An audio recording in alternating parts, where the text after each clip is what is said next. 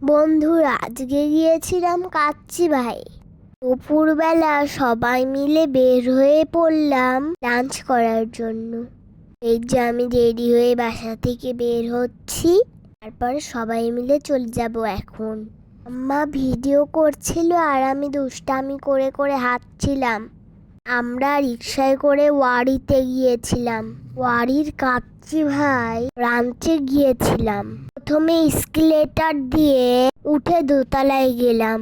এই যে আমি, আমার পিছনে আমার পরিবারের লোকজন সবাই মিলে মজা করতে করতে গেলাম। আমার তো সবার সাথে মিলে মিশে এইভাবে ঘুরতে খুব ভালো লাগে।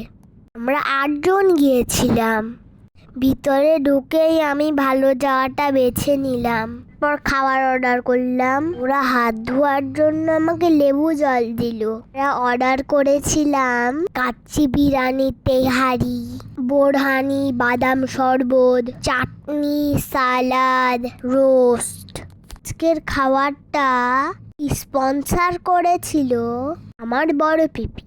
পূজা উপলক্ষে খাওয়াটা বাকি ছিল, কালকে বক্কা চলে যাবে, তাই আজকেই সবাই মিলে খেয়ে ফেললাম। বক্কাকে অনেক মিস করব আমরা।